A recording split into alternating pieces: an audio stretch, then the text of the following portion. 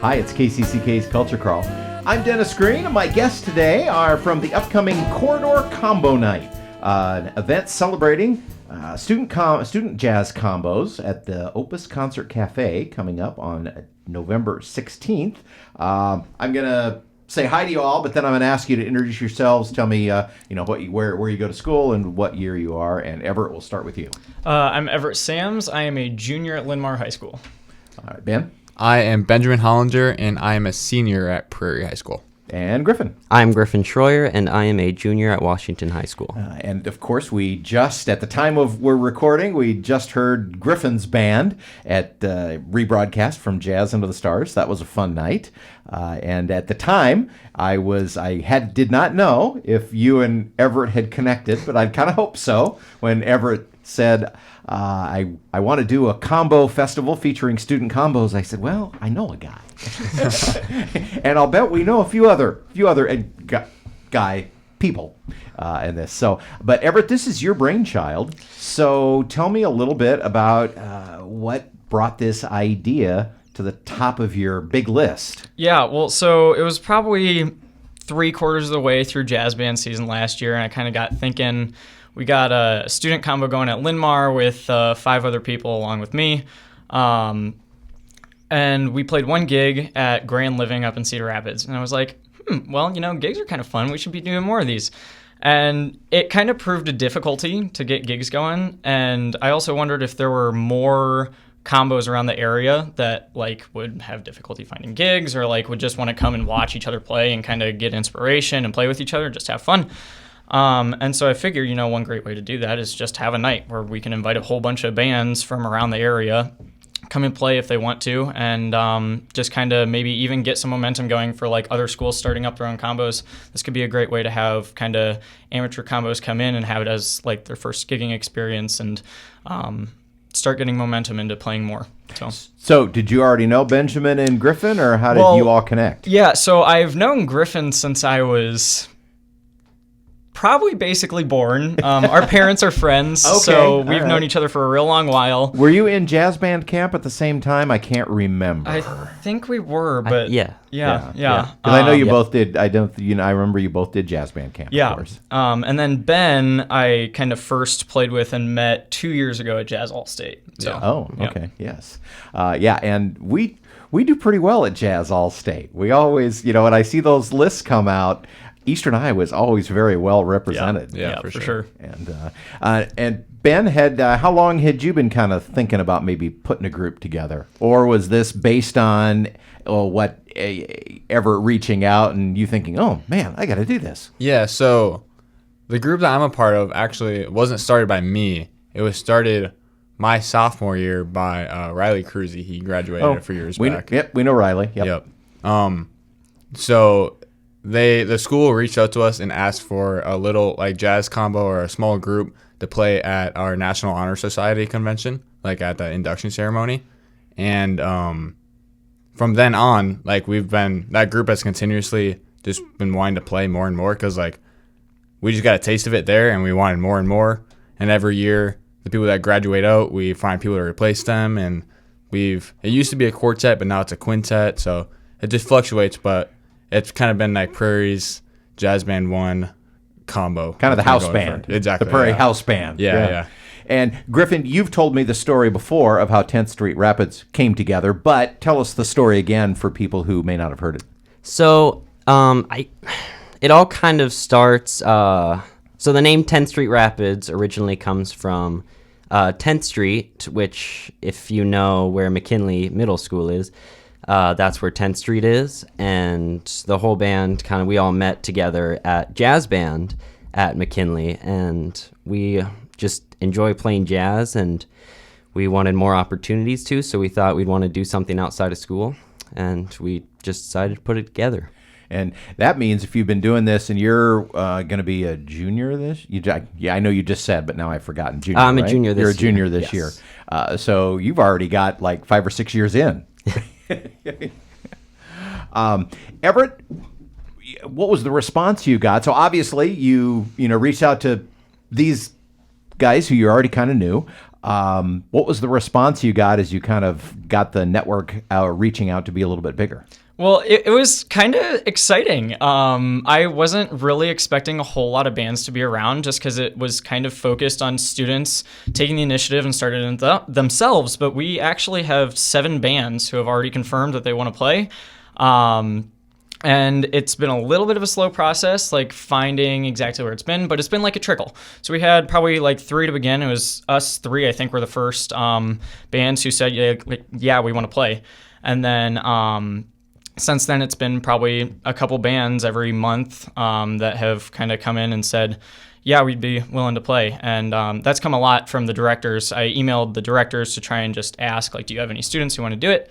And then they gave me their contact information, which was great. So thanks to the directors for doing that. But yeah. And so your 3 bands, and what are the other ones that we have on the list right now? We have Waterloo West, Iowa City West. We have one called the Cardos Carney Experience, Which is kind of a reaching across the aisle at different schools, yeah. right? It's Iowa City West pianist and City High drummer, and then we have Washington Prairie Linmar. Obviously, there's one more I'm forgetting. Let me see. You gave me the list. I have the benefit Co of College. notes. We have one from Co. And Waterloo West. Yes, yep. So literally bringing together the entire corridor. Yep. So that's excellent. And we should emphasize it's non-competitive. It's just for fun. Yep.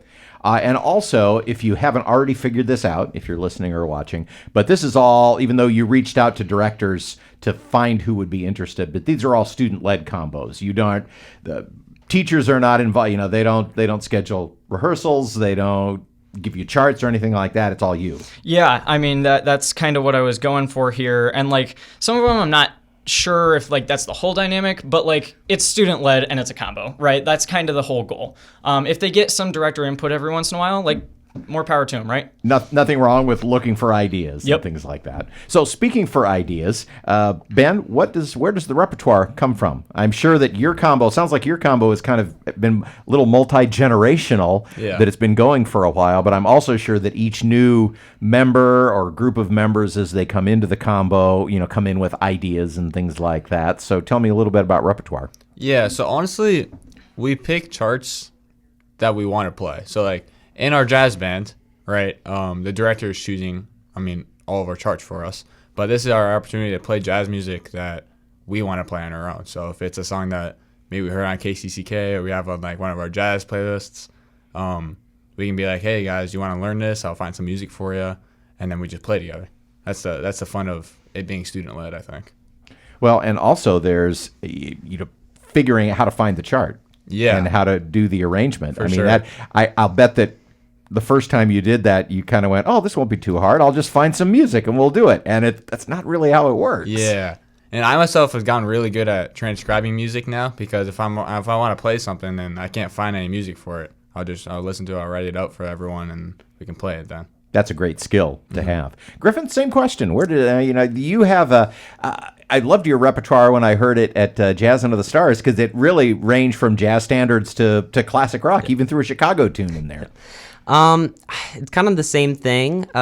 We all have kind of distinguished music tastes. We all have a general consensus. Like, we all like rock, we all like jazz, but it really just comes up to what we feel like playing. For this gig, we're leaning more into the jazz side because jazz corridor combo. But I think our main way of finding songs has either been through songs that we like, so like recommendations, or we'll just flip to a random page in the real book and we'll just try to sight read it, and if we like the song, we'll keep it. Yeah. Everett, anything in your music choice that's different than what we've heard here? Not a whole lot. It's a lot of, which songs do we like, but also which ones do we like that we can't play in big band, because it's hard to find a big band arrangement, or it's just not well suited for a big band to play. So, a lot of ballads, kind of, it's a little iffy on how to get the whole section to really make that ballad work, but it's easy to do with a combo. So we do that a lot. Well, there are a lot of songs that are better suited to a small group. And of course gives you a chance to stretch out in a way that you would never get to do really in jazz band. Right. So what is the event going to look like? So I mentioned it's November 16th. We're at the Opus Concert Cafe, obviously one of KCCK's favorite rooms. We do a lot of stuff there, and Ed Carr from Orchestra Iowa is always very willing to partner with us to do things like this. So what can we expect when we go? Yeah, so we're going to have the 7 bands. Each of them are going to play 2 charts.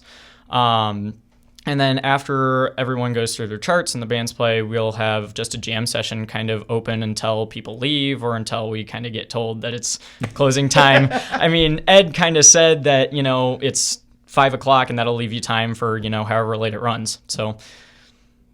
All right. Well, it's, as I said, November 16th, the first ever Corridor Combo Night.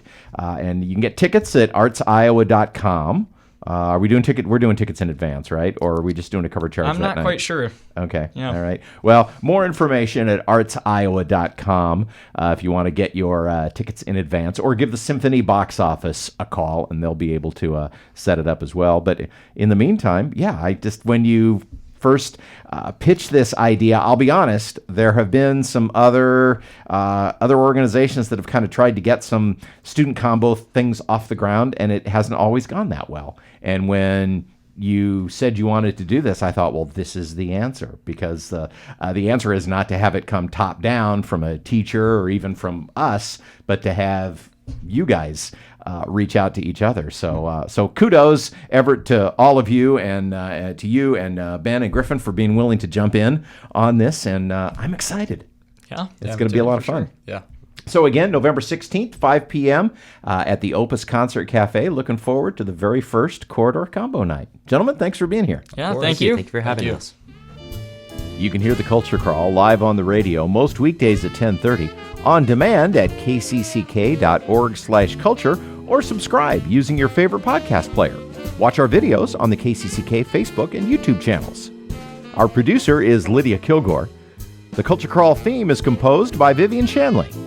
I'm Dennis Green, and I'll talk to you later.